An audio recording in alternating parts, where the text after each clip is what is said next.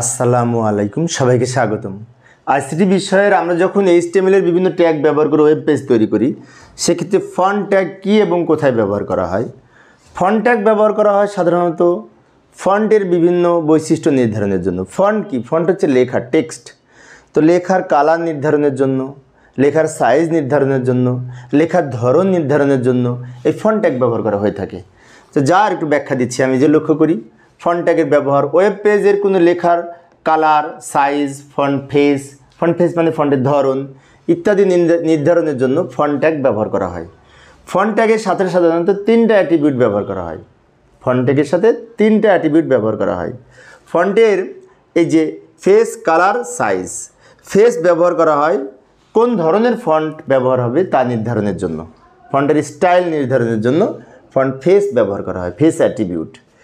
এবং colour attribute ব্যবহার করা হয় কালার নির্ধারণের জন্য, লেখার কালার নির্ধারণের জন্য।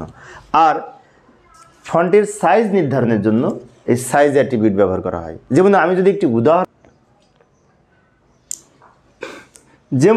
একটি উদাহরণ দেখাই, লক্ষ্য করি। মনে করি আমি একটা লেখার, এই যে আমি সম্পূর্ণ দেখাচ্ছি, মাই কান্ট্রি, এই লেখাটা আমি এই ফন্ট ফেস ভ্যালু হিসেবে দিতে চাচ্ছি এরিয়াল, মানে এরিয়াল একটা ফন্টের নাম। যেমন টাইমস নিউ রোমান আছে, ইংলিশ ফন্ট, বাংলায় আছে শুধু নেমজে। তো এরকম ফেস সমান ফন্টের নাম লিখতে হবে। তাহলে এই ফেস অ্যাট্রিবিউটের ভ্যালু হিসেবে আমরা কি করলাম, এরিয়াল লিখলাম। এরিয়াল একটা ফন্টের নাম, এক ফন্টের ধরন।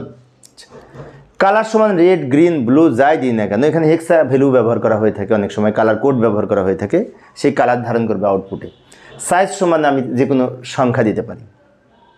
তো তাহলে আমি font tag open, font tag close, মাঝখানে আমি ওপেনিং ট্যাগের সাথে তিনটা অ্যাট্রিবিউট ব্যবহার করলাম। ফেস সমান ফন্টের নাম, কালার সমান ফন্টের কালার মানে লেখার কালার, এবং সাইজ সমান ফন্টের সাইজ। তাহলে এই মাই কান্ট্রি লেখাটা যখন আউটপুট দেখব তখন আমাদের লাল কালার ধারণ করবে এবং এই এত সাইজ হবে এবং এরিয়াল ফন্ট দেখাবে। অর্থাৎ ফন্ট ট্যাগ ব্যবহার করা হয় মূলত লেখার কালার, সাইজ, স্টাইল ইত্যাদি পরিবর্তনের জন্য। তো প্রিয় শিক্ষার্থী বন্ধুরা, এই অধ্যায় সৃজনশীল প্রশ্নের প্লেলিস্ট আমি ভিডিও ডেসক্রিপশনে দিয়ে রেখেছি, ওখান থেকে তোমরা দেখে নিতে পারবে। ধন্যবাদ সবাইকে।